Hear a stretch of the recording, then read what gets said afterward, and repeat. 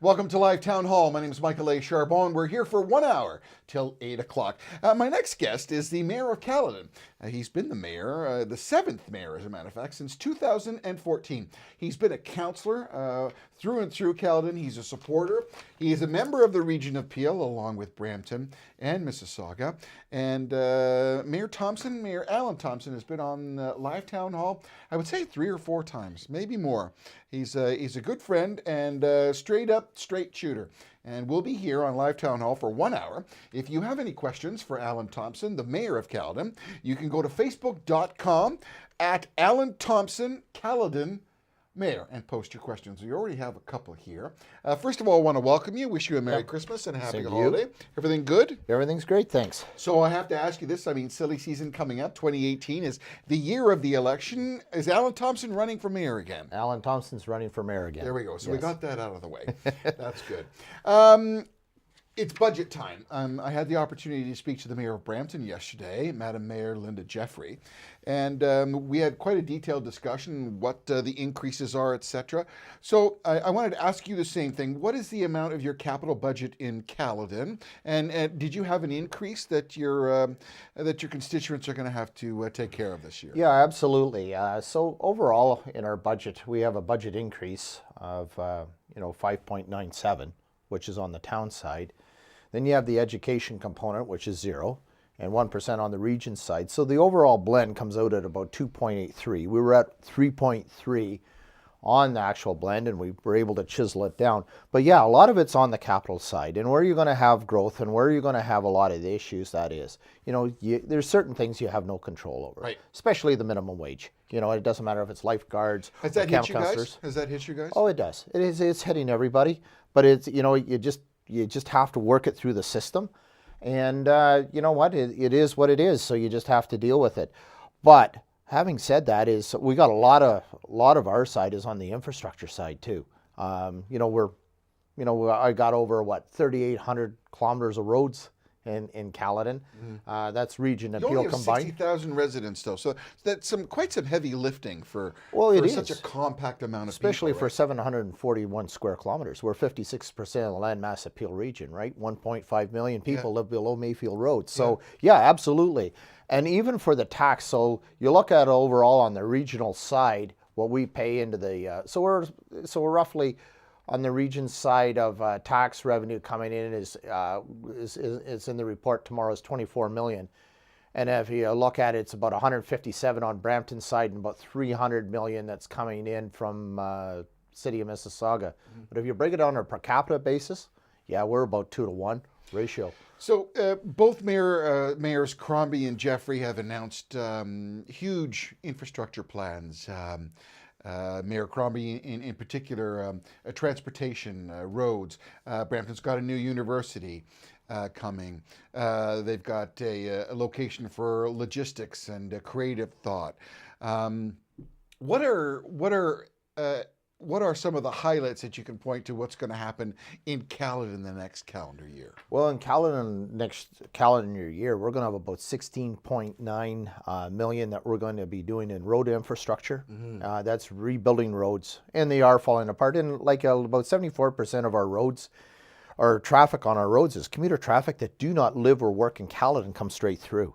Mm-hmm. And so it's a real challenge that we have to do, and how to get that back into place.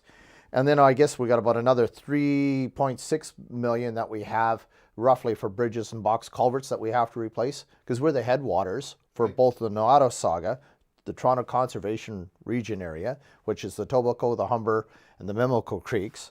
And then we have the Credit Valley system, which is about your land mass, your green mass. Oh, absolutely. It's huge. So there's a lot of infrastructure that has to be taken care of. So before I get to one of the questions here, I want to ask one more of you.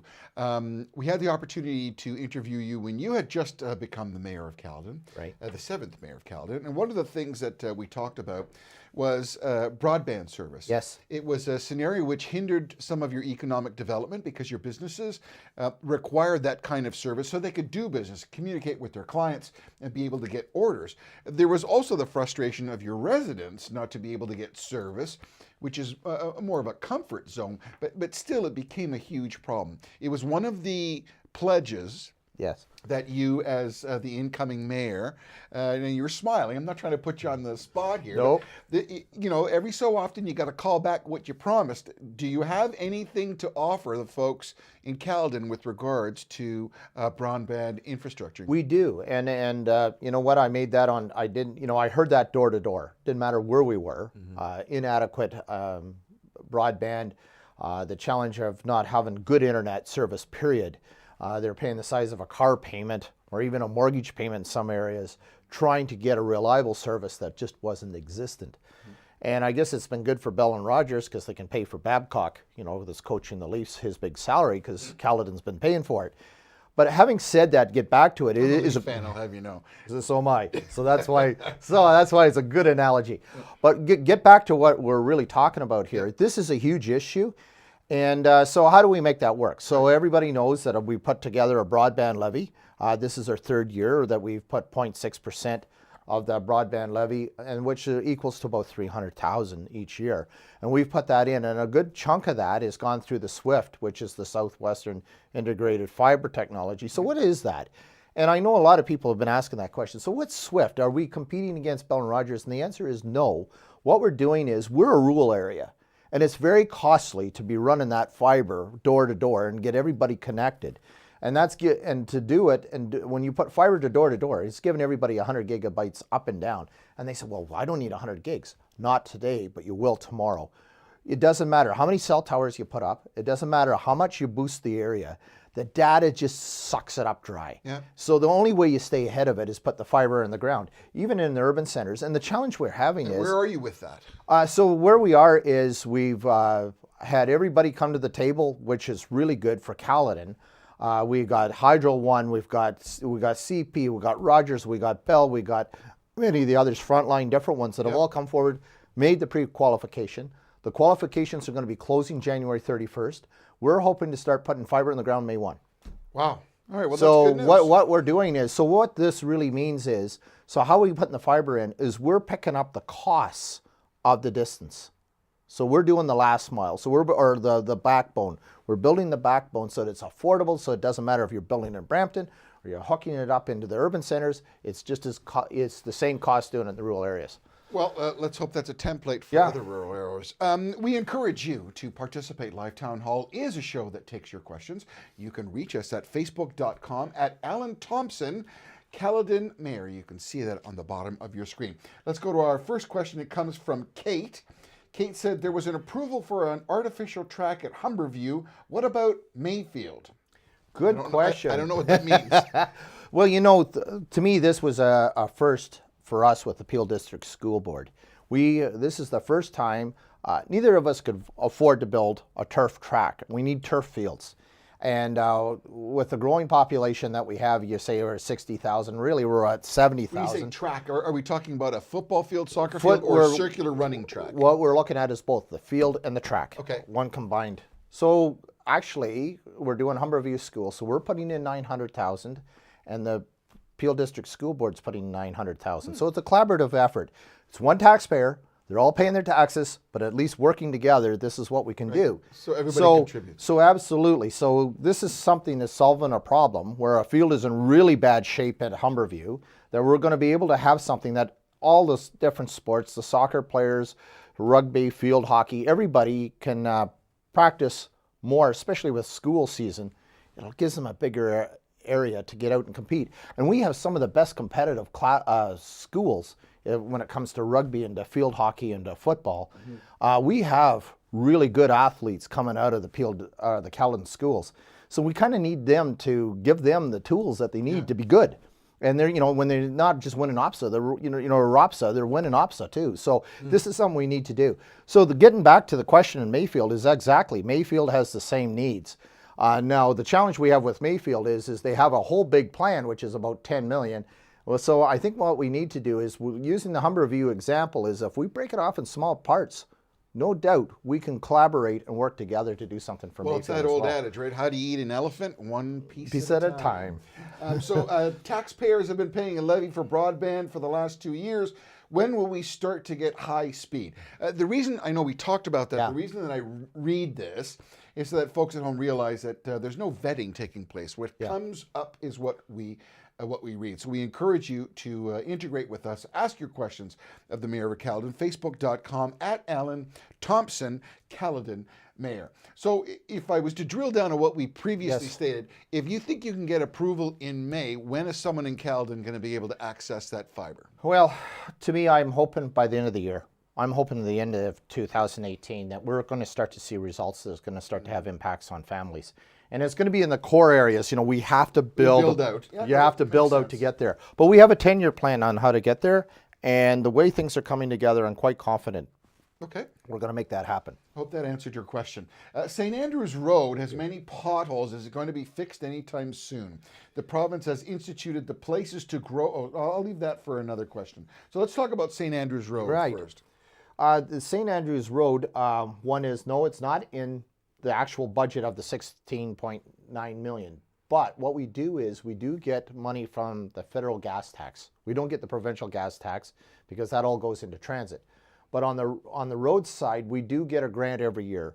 And what we use that grant is in the spring of the year, we look at we have a scale of roads. So St. Andrews is on that short list, along with a few other roads. Uglier and ugliest. Exactly. Yeah. So what we do is after they survive the spring thaw, we go out and assess, okay, so what are the roads that are necessarily need to get done? And that's what we use the gas tax to fix. So St. Andrews, I do know what you're talking about. It is in bad shape, along with a few other of those roads, but that is one where that's going. So don't get discouraged that you don't see it here. This is for major rebuilds what I have here, but we do have another fund that we look forward. And we also get some Build Canada fund as well. It's like a lottery system, but if we can get into that, and that's shared between the province and the feds on so if one would take the statement that although a lot of the finances rest in Toronto, it is the aggregate that comes from Caledon that supplies the concrete, the dolomite, the rocks, etc.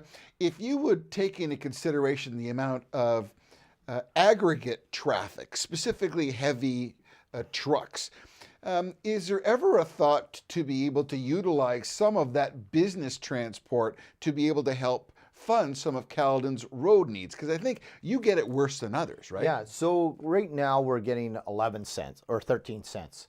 13 cents of what? 13 cents a ton. A ton, okay. Of aggregate that comes out of the pits. Right. And you know, that's all weighed, scaled, and documented. And Ontario Sand and Gravel gives us this check every year. Unfortunately, we need to be sitting at roughly $10 a ton in order for us to meet what we require, because our infrastructure is getting pounded to a pulp for those trucks.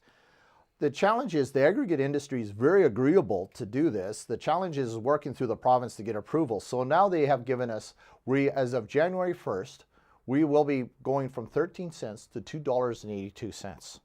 That's huge. That's a huge, big jump. You know, we're still $8 off to where we need to be, but it's a good start. Wow. So it's taken 10 years, is a lot, you know, that I remember on council for us asking this. That's a heck of a hit. That's great. So, you know, it's called TAPMO, which is the top aggregate municipal producers, which is the municipalities that have a lot of aggregates. So that, you know, that's Wellington County, that's Caledon, that's Ottawa. We're the second largest gravel producer in the province.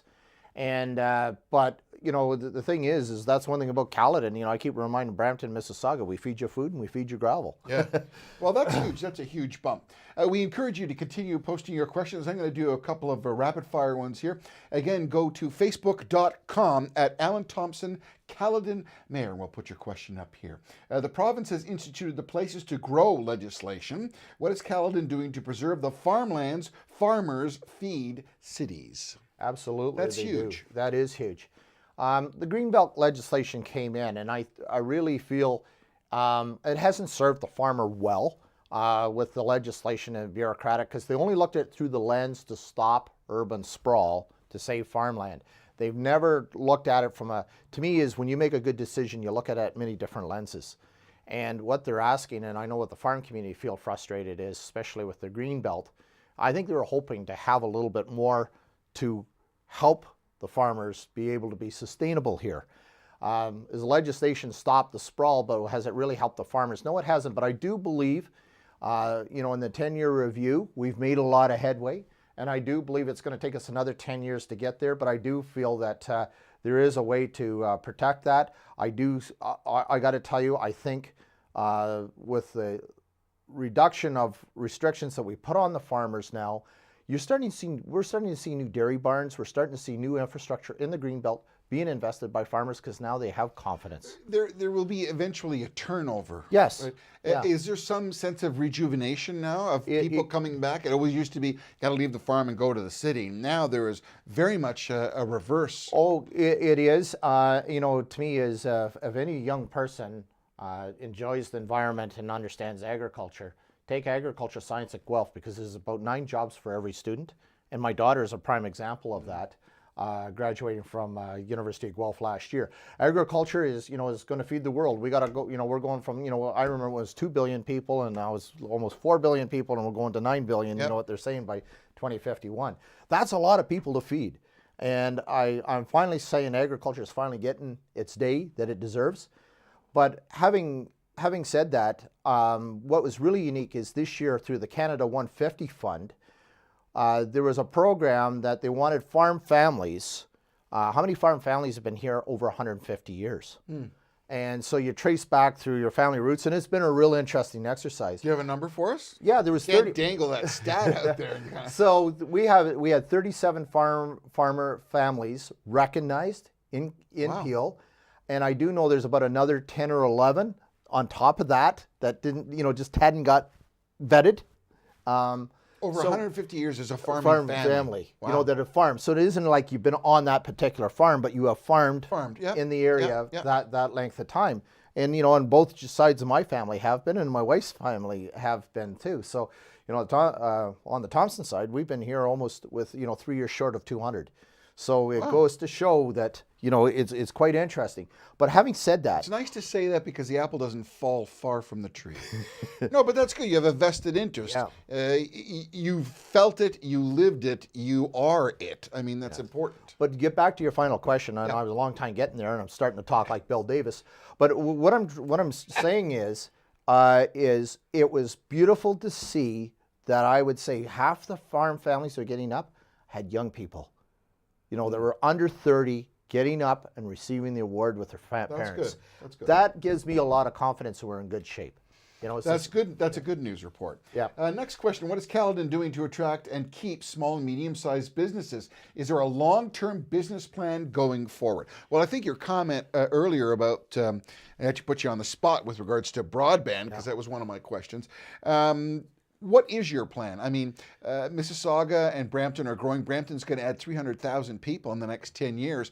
You've currently got 60,000 people. You've got infrastructure coming in. What is your plan, and what do you see going forward? Well, as you know, and I've talked about this before, is we're going through an exercise right now, and we've got everything on halt. Is our white belt visioning exercise? You know, that's the future White land belt. that isn't, you know, isn't protected great. with White- future growth. Yeah. So, you know, they call it on the map the white belt. So that's what we called it, where we can plan and position our employment lands.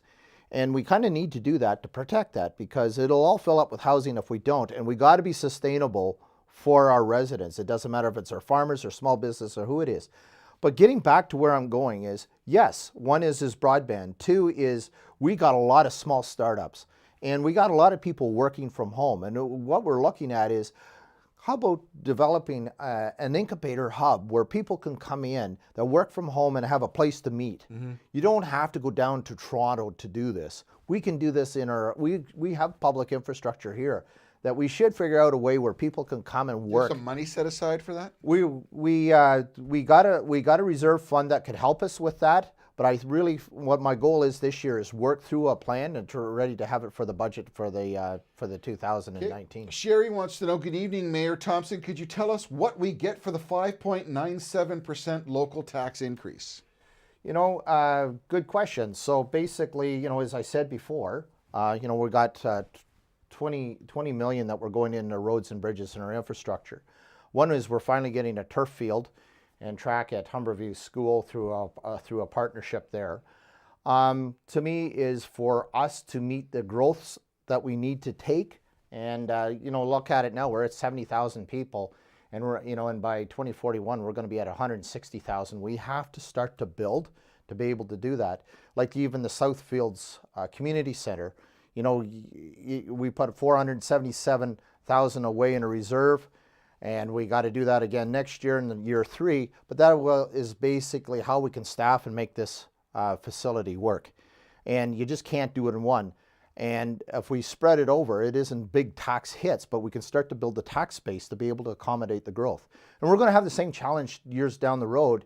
As we're growing, we're going to have full-time firefighters. Most of our firefighters are volunteer. Yep. So it means at some point, if we're going to grow the component, we've got to bite the bullet. How do you build that in? It's the same with policing. You have to start to build a reserve. You're OPP, correct? We're OPP, but we're part of Peel Region. Right. So Peel Region need the officers to the south to handle the growth. That's why we're part of OPP. When you look at 5.97, when we've talked with budgets with other mayors and other municipal leaders, the question always arises that labor in many instances is a higher nut than what you're actually going in to pay for. And what many taxpayers are worried about is that the bureaucratic bubble is getting too big. We're paying too many people too much money to try and run our money. What would you say to a Caledon resident to that question? Well, I'm going to tell you, we're still too lean. I know there's a lot of FTEs. We pulled some of them out. There's a lot more. Well, the FTE is basically filling. It's adding a complement to a department. Okay. Adding a person, hiring a person. Right. Okay. So we've had to hire. Well, the challenge is why full-time employee for a full-time employee. Yeah, thank you very much. No, it's getting late. Thank you. Thank you. Full-time employee. Thank you. Yeah, so it's full-time employee was what we're bringing on. I didn't get that in my ear, just so you know. So the challenge is, in order for us to handle the growth, that's what we need to make. And we're always joking that Brampton has removed more than what Caledon even has hired total. With all the restructuring that they've saved done. about 10.5 million. Harry Schlang, who's a CAO, let go a lot of people because they were told that was part of the mandate of the election that you got to slim down and slim down. But having said that, we've been extremely slim.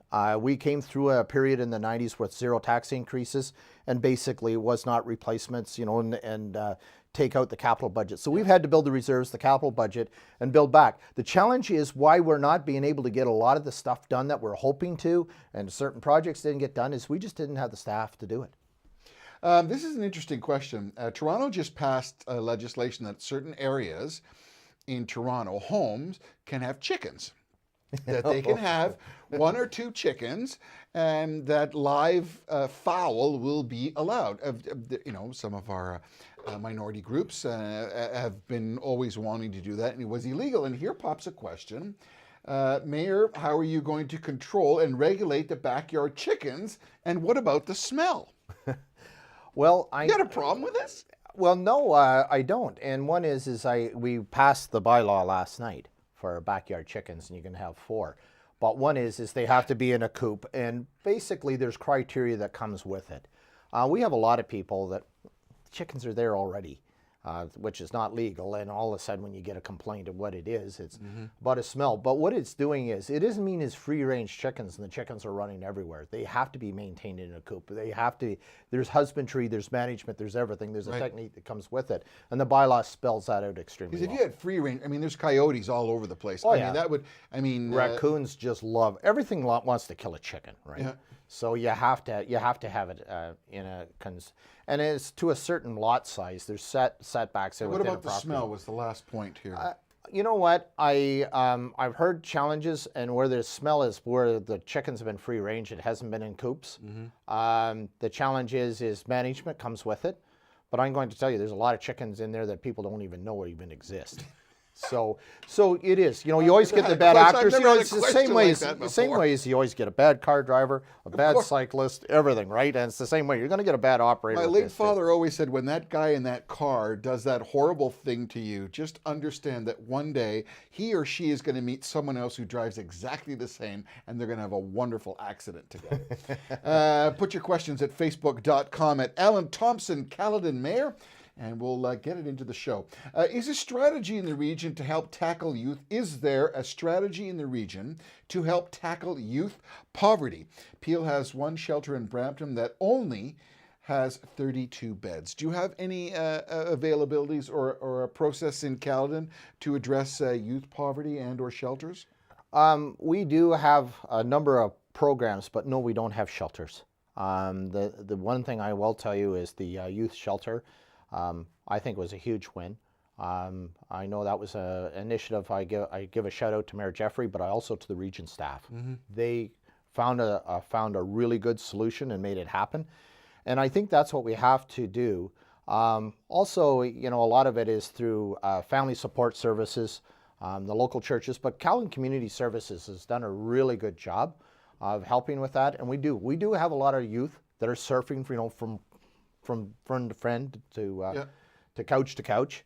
And, you know, I think these are some of the social pressures that we have to deal with and figure out how to make it work. And it's a really good question the person's asked, and definitely it's on the radar at the Region Appeal, and we're trying to find solutions. But you can't throw good money after bad. If it makes a good sound solution like what we did in Brampton, that was a no-brainer, and it cash flows very well. Many urban centers in Canada are experiencing the opioid crisis. If you look in reflection to some of the places in the United States, it is many rural areas that actually have it worse than some of the urban areas. Has the opioids crisis touched Caledon in a significant way yet? No, not as far as deaths, but does it exist? The answer is yes. And it is a challenge. It is a challenge that's in the, you know, to me is the pharmaceuticals is a very regulated industry. So my question is, where is this coming from? And to me, it's coming through the black market. And to me is, it's an unfortunate situation. And, you know, I think the police, everybody are working at it from the right approach.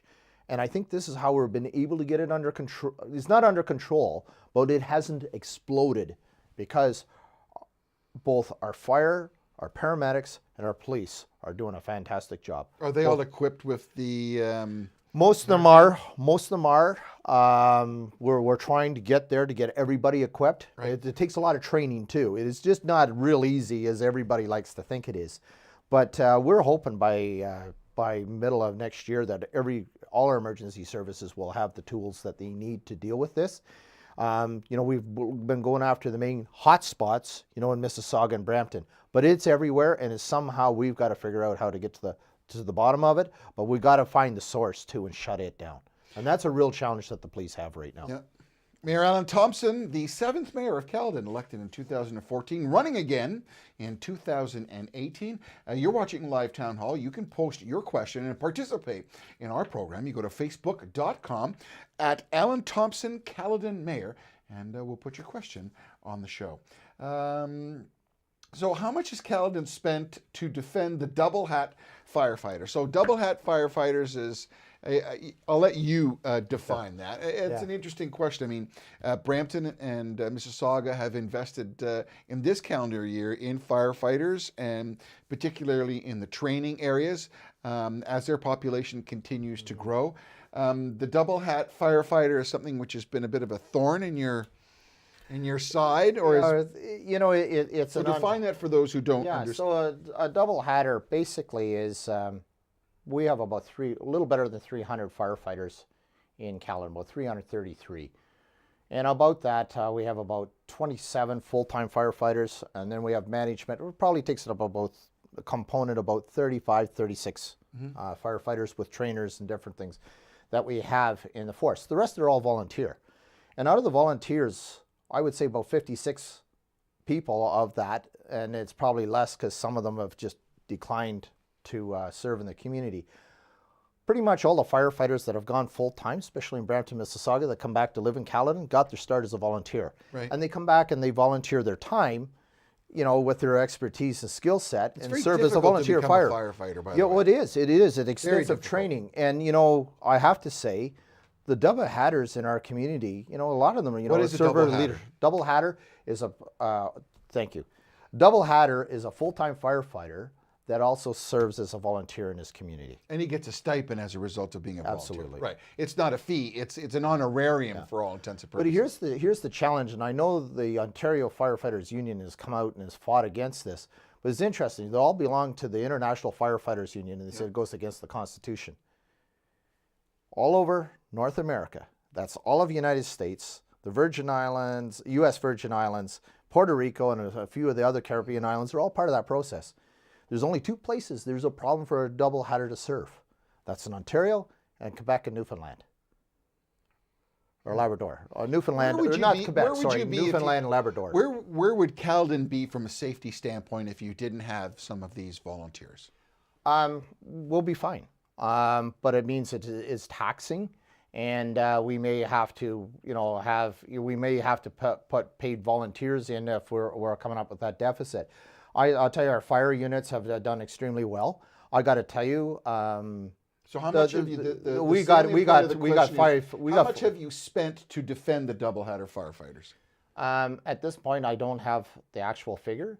Rate at the moment it hasn't been that much because it's just they've been so far they've been charged by their own union. So now it's got to go to the Labor Relations Board. And at that, it won't be that costly. But then after that, it'll be going to the Supreme Court. But what I'm going to say is what we've spent, I don't have that figure with me here right now. But what I'm going to say is we've got a GoFundMe account, but I'm going to tell you Simcoe County has been amazing. Niagara Region's been amazing. Many other municipalities have all got behind and supported our 5 firefighters. Right. They're saying, hey, this is wrong. I should be able to do whatever I choose. I can work as a carpenter, I can work as a paramedic. Why can't I serve as a volunteer firefighter? Yeah. All right, still more on that. Sherry asks, if growth is on the radar of Caledon, please explain to us how much does Caledon have to grow per year to financially sustain us? Good question. If you don't have the employment growth doesn't pay for growth, especially for residential, because you have so many other services that have got to come with it. It's like community centers, community pools, facilities. And under the Municipal Act, you have to provide a road to a certain standard. You have to provide a certain amount of recreation and everything else. So all those costs come, and a lot of that is subsidized from the employment side of the tax base. So you kind of got to grow the employment tax base along with the residential. But to take the growth to justify is also on the size of the community. I have to say, probably looking at when I look at building permits, sometimes on projects we've been building up to about 1,000 a year. I hate to say it, but it almost needs to be about 2,500 in order for us to keep pace to service the parks, because we're tense. It's a really good question that Sherry has, because when you're building at such tight densities now for housing development, it requires, because people don't have backyards, so they need more amenities sooner than later. So you need to. It's a scale of economics, right? Okay. So you probably need about 2,500 building permits. Really, is the figure that we're thinking that where we need to go. But again, if we don't have that employment tax base coming with us, you can't fund it. Can't fund it. So next question. The person says, I've heard that Caledon is getting a sports hall of fame. Where would it go? We had a lengthy debate about that at council. One of the proposals is to look at the Caledon East Phase 3 complex, is maybe put it there. We also had a proposal last night from a particular individual that is wanting to work with the town to land a theater, for the arts. And, maybe that's another place to put the Sports Hall of Fame. But we have a lot of great athletes, even through the equestrian, horse racing to equestrian jumping to just about every athlete. We're overdue, and we need to do something. The Caledon equestrian contribution to Ontario and the Canadian Olympic teams has been immense. Boy, it is. I mean, you guys have been a formidable force. Elizabeth wants to know what's happening with the 410 and Valleywood. What a mess. Oh man, it Is is. she right? Is it a mess? I wouldn't say it is a mess, but it's a challenge. But I think as a resident, If it's as not a a resident, mess, what would you call it? well, as a resident living there, she would call it a mess. But I think if you look at the gridlock that we have all over, it's a mess everywhere. And and we're part of it because it's a 400 series highway, Yep. the 410. So yes, everywhere you have it's gridlock. We just do not have enough road. So how does Valleywood play into that? Well, Valleywood is a community that was already existing, and the 410 came in beside it that linked into Highway 10. And one is they have a cutoff and a turnoff there. But the challenge is we're trying to work with the province to redesign that particular intersection, and it's all caught up in the GTWS corridor. So they don't want to comment until the final thing. So we've been asking and asking and asking. So we got a letter from the province concerning the GTWS corridor that they're going to let us know in 60 days, and that was November 27th. So I'm thinking the end of January, hopefully they're going to have a position. And once they've got that position in place, then hopefully we can start to get the bridge improvements that take place at Valleywood. What about the plows and the snow and everything? I mean, have they been forgotten in Valleywood because they're part of that? I don't disagree. How do you administer plows with regards to Caledon? Is that your service, or again a region appeal or a greater? Well, the GTA? region appeal does their own roads, and the town of Caledon, we do all our roads and our streets in our villages in Valleywood. So no, it's a challenge, but no, I think. We have a terrific roads crew for what they have to work with and for the hours that they put in. They put any other municipality to shame. They're a terrific group for the hours and everything that they put in. And I know when we get big storm events, maybe we don't get to the streets as quick as everybody likes to think. Well, but we get all the arterial roads. It's never satisfying. It's a challenge. It doesn't matter if it snows and you are on a call show. Your place was not plowed. It never fails. It never fails, and it's one of those issues. It's a challenge, and especially as mayor. Well, with all the school buses going through too, it's absolutely critical that you hit certain arterial roads first. Oh, for sure. And you know what? It's a system that we're always working and always tweaking. And when there's a new development in an area that has a bigger impact, we tweak that as well. So we're always trying to find better ways to do things better. But I got to tell you, we got a terrific crew. You mentioned about the GTA Working Council before, and are you in support of that GTA West corridor? I am. One is to me, in order for us to bring growth and jobs to Caledon, it's essential. The challenge that I'm disappointed in is the suspending the EA. It's just like going to university and getting your degree, and you pay your last tuition, and you don't write your final exams, and that's where we're at, and it's very costly. And I know the opposition now is really starting to put pressure on. Well, why don't you just finish the EA? But we'll see where that goes. But having said that, it's like a ring around Brampton. It comes from Highway 400. And listen, right now, for any traffic that wants to go to Barrie or to Western Canada has to go through Toronto, it needs a ring road. Most big cities have 2 or 3 ring roads. We really haven't got one complete one. Unfortunately, what they're proposing is to bring it from Highway 400 through Peel and down to the Highway 400, personally, or 401. 401. But what it really should be doing, it should be going to Guelph and down to Fort Erie as a complete mid-peninsula ring road to really offset, to get rid of the gridlock traffic. We just don't have enough infrastructure for what we're trying to move. And what would it take to get that to go, though? Well, you know what? I just hope you won't sell it like they did with the 407, for goodness sakes. Well, you're looking at it this way, Michael, is business numbers tell us we need it. One is there's $1.8 billion worth of goods moving through Peel every day. Yeah. Think about it. And there's over 2 billion, I think it's close to 2.2 generated in Peel region. 48% of that's coming out of Pearson Airport. We definitely need road infrastructure to move stuff. So another question from a Valleywood resident. We need a dog park for our pets. What about the forgotten Valleywood? A little door knocking may have to take place in Valleywood this term. You know what? Valleywood, if anybody doesn't know, it is only one access in and out, but it's one of the safest communities because no one wants to go in and steal in there because they always want a second or third access of getting out of wherever. Well, they're talking about a dog park here. And what I'm saying is Valleywood is a beautiful community, and a dog park is one. And to me, is we've been talking to TRCA because we have a lot of that floodplain down there that we could probably turn into to allow people to use as a dog park. And not only that, it complements also the Southfields community too that are also looking for one. We have one in Bolton, but we definitely need one in the west side.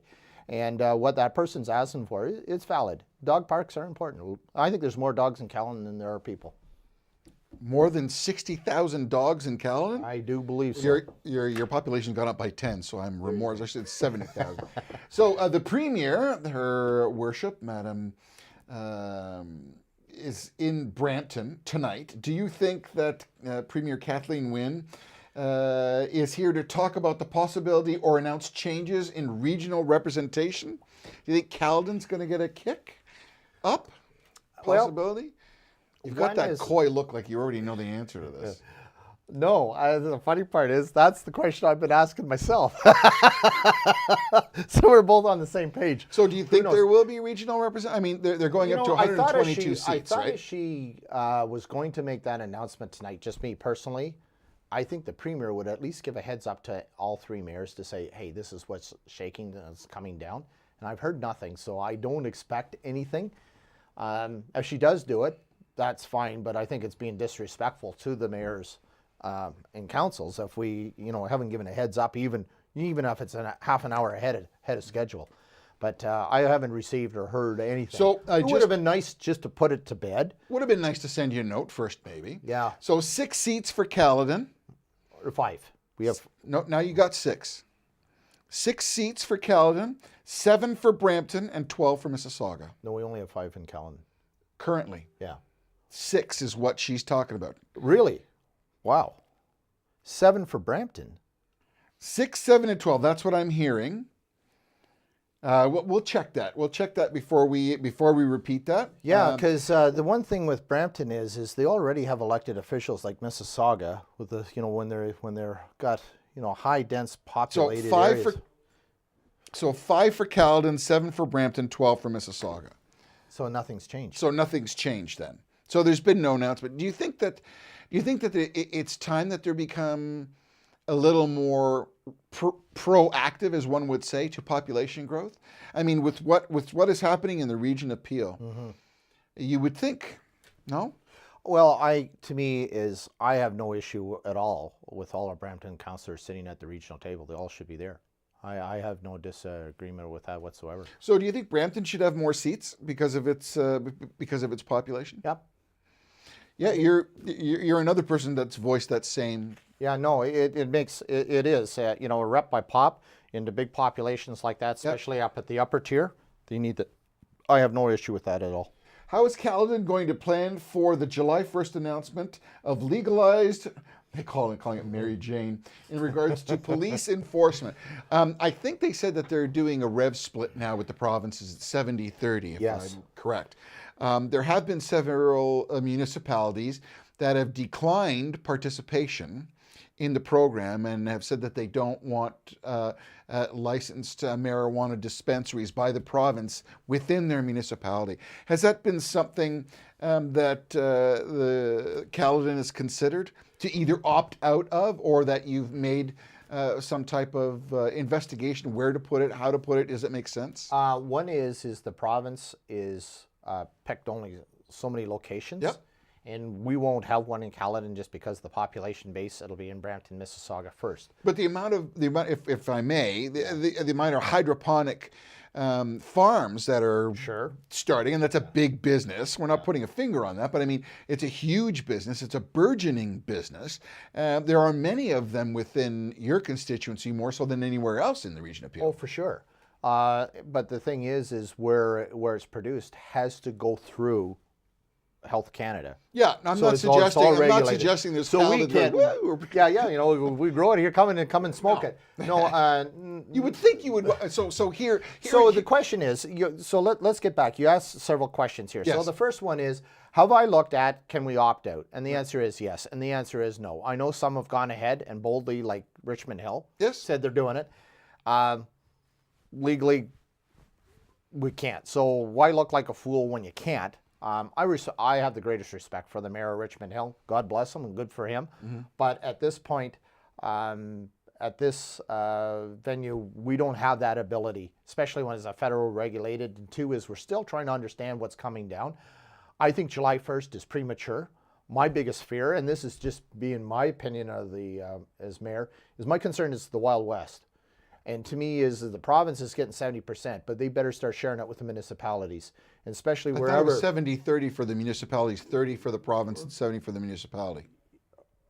No, my understanding was 30 for the feds and 70 for the province, and the province was going to share with the municipalities. Oh, yes, that's correct. So, But if so the one challenge is, I hope they share where the action's going to happen, because there's one thing about municipalities. That's where things get done. That's where things happen. That's the front line. It's the front line. And listen, we're going to, as I said, it's going to be, in my opinion, it's going to be like the Wild West. And we need the police support services. There's a lot of things that come with it. It's same as a casino. It's great to bring a casino, but it takes a pile of infrastructure to manage the expectations of that. And I think this is going to be one like that. If Caledon is using the hydroponic growth business, which is part of your business vertical, you would think that there would be a Caledon, some type of pride in product. You would think that you would want to have. No, I'm not being flippant here. It's something that horse has left the barn a long time ago. Well, it's the same thing as we used to have Benson and Hedges here, right? But they all have to sell through regulation. They just can't sell out the door. Right. I'm not suggesting. And when they were here in cigarettes, and so I'm just saying that with marijuana, and I'm not saying it like it's like cigarettes, but I'm just trying to say something that's regulatory, that's managed, and it's going to be managed by the LCBO, and I think it's a good thing. But there's an agency to do it. Caledon growing, that may come in time. Maybe in 10 years' time that'll change. It's a premature question. It's a premature question. And I mean, look at the craft brewers, right? Look at where they are today, where they couldn't be. And I mean, it took 30 years to get where they are. I was going to use that as an example. Okay, in regards to protecting the environment, is Caledon going to switch more environmentally safer, friendly things to put on the icy roads? We are. We have made huge investments in our public infrastructure, and that's a good question because a lot of people don't know that.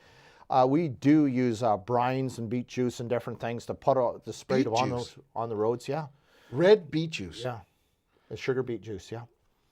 Really? Yeah. Wow, I would be terrified if I walked out and I saw my road red in front. No, actually, if you look at the white strips on the road, that's what it is.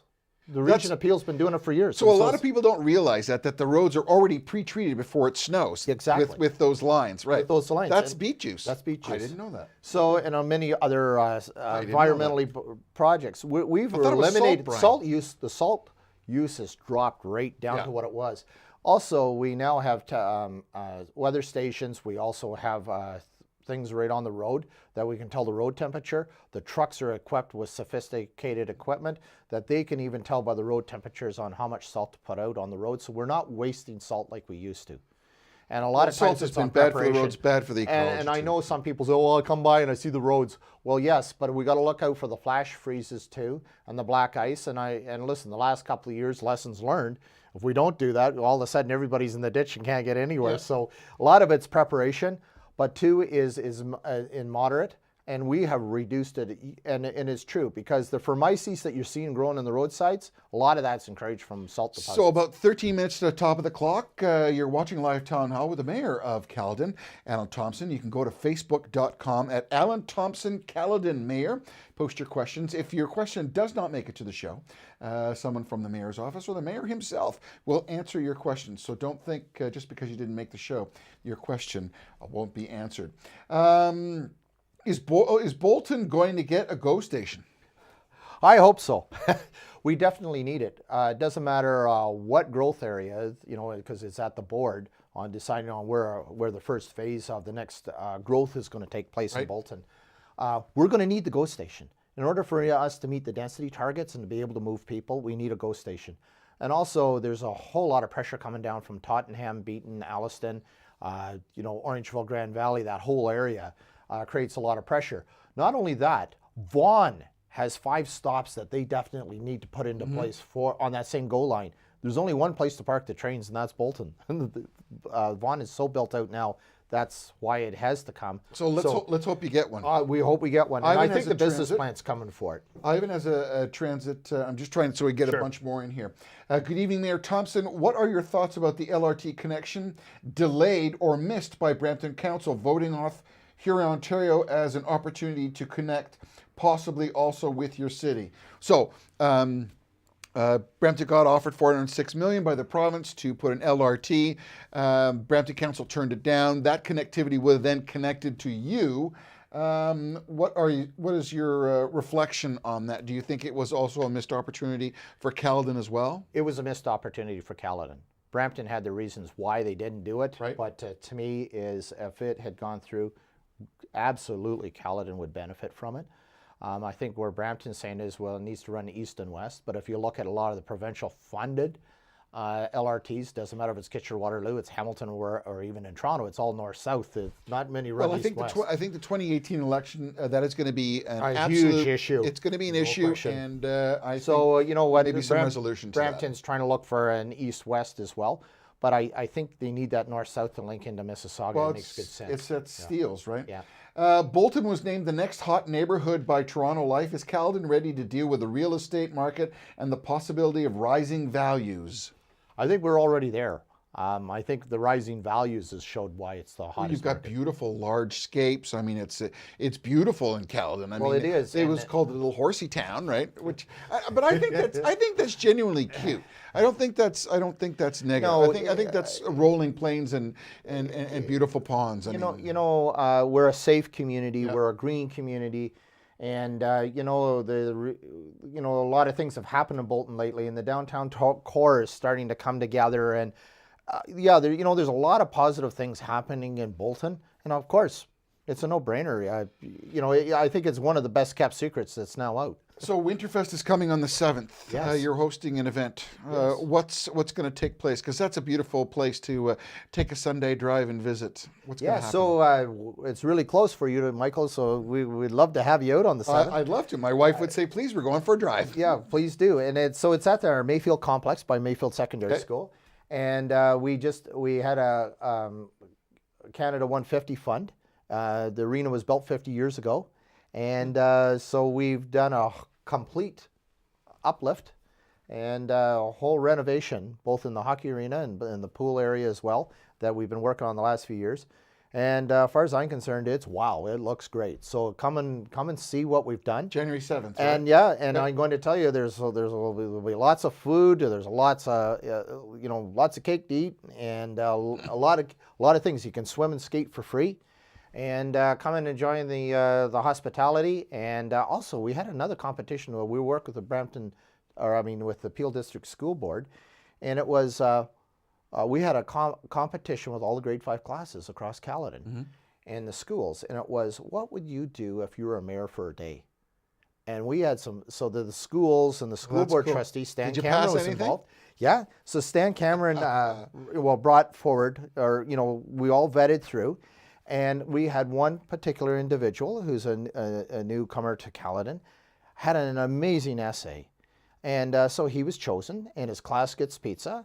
And we're going to have him as the honorary mayor for a day. For a That's day cool. at the So with us slowly closing in on our time, Mayor Thompson, thank you, first of all, for coming. We clarified at the start of the show that you are running again in 2018.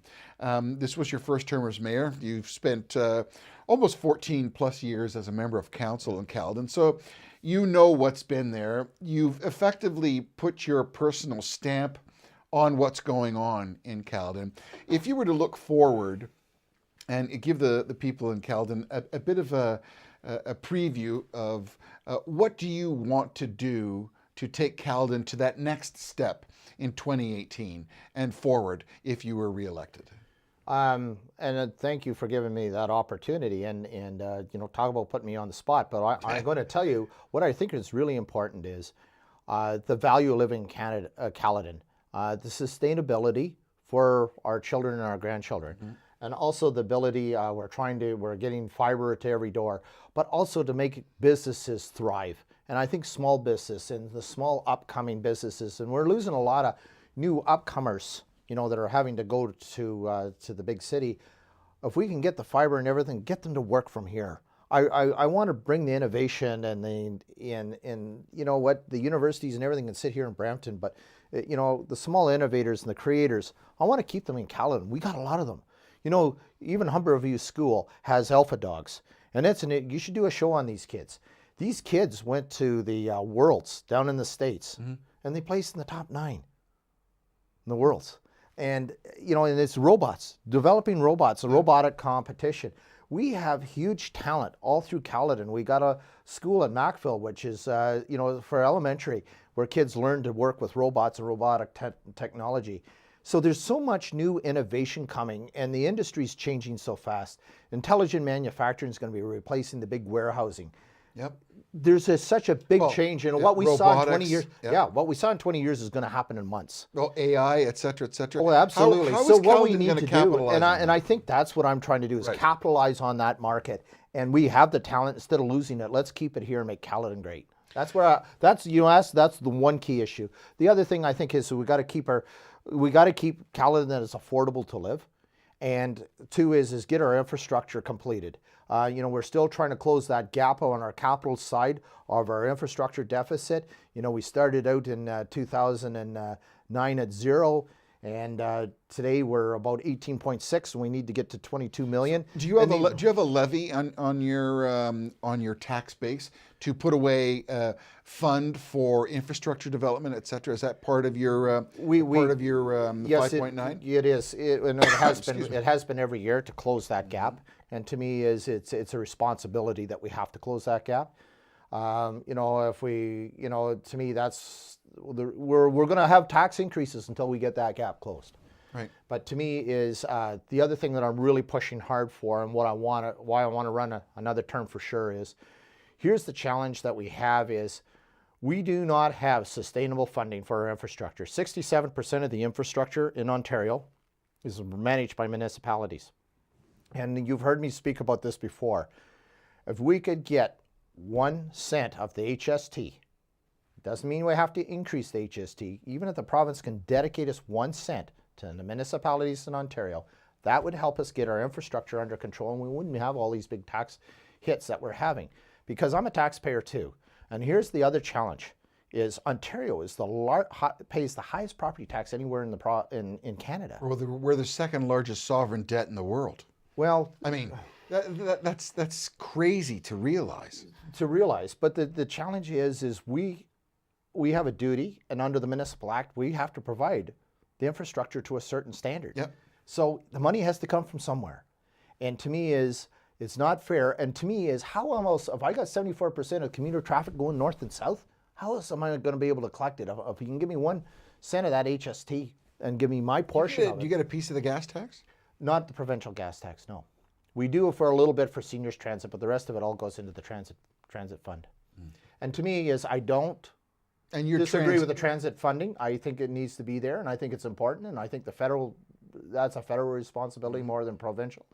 But to me is, Ontario gas tax should be for our road infrastructure, and that's what it was designed for, and that's where it should be. But we're not getting it. So I said, give me 1 cent of the HST, and then for all the municipalities. So if there was one Ontario, thing that you would want to establish and or build or create in Caledon, that would be a legacy for people who live in Caledon for years to come, what would that be? You know something, a legacy, yes, that's a really good question. 2 things I think. I would really love to land a college where kids can come and learn. You know, either through the sciences or innovation and agriculture. Something like that. You know, I really think there's a place there. I think I'd love to have a post-secondary education. And 2 is I do believe we're getting to stage 2 at the population that we're at. We need an arts and culture center for people to be able to come and express the arts. Doesn't matter from sculptured arts to performing arts of any kind. We got a lot of talented people, but you know something, to me, I think the arts and culture define a community. Yep. And I really think that is something that we have to start to focus and pay attention to. I had a gentleman in Charles Scott who was in just a couple of nights ago. We did a piece with him, and he's a film producer, he's a philanthropist, he's an entrepreneur, he's a supporter of the arts and a patron of the arts. And one of the things that he wanted to bring forth and made a presentation to council was that there is a lack of support and dedicated budget assigned to the arts. And the spin-off of the arts, of maintaining people who work and live where they are, and how it adds a fabric to a community. It gives pride and it instills creativity, which spins off into many other domino effects. Are you willing to commit? Are you willing to commit to a budgetary line item for the city of Caledon to be able to, even if it takes a couple of years to put it away, to be able to support the arts in Caledon? I think we're already doing some of that already through the Headwaters Arts and different things. But no, what we need to do is definitely add a discipline. Similar to what we're doing for the youth and for the seniors, we need to do something for the arts as well. Absolutely. And how that looks, I think we definitely need to do our homework and figure out what is the right Your aspiration for a college could combine with that. I think you're a perfect location for that. I mean, particularly with the surrounding area that you're in. I mean, that would be an interesting pursuit. Yeah. I think it's something that too benefits the community in so many ways. Well, it engages them in the same way. Yeah. When you talk about tourism, Madam Mayor Jeffrey hinted it in a council meeting to add a value-added tax, a VAT tax, basically, for certain hotels or car rental places close to the airport could conceivably pay an added fee, which is going directly to the city, to the municipality. There's about 33 cities in the United States that do that.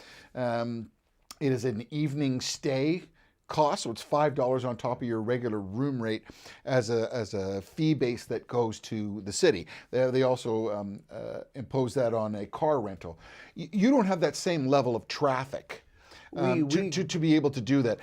What kind of tools could you use that would be able to fund an arts effort and potentially interesting a college to domicile themselves in Caledon? You know, that's a good question, and to me I don't think at this point you can do it.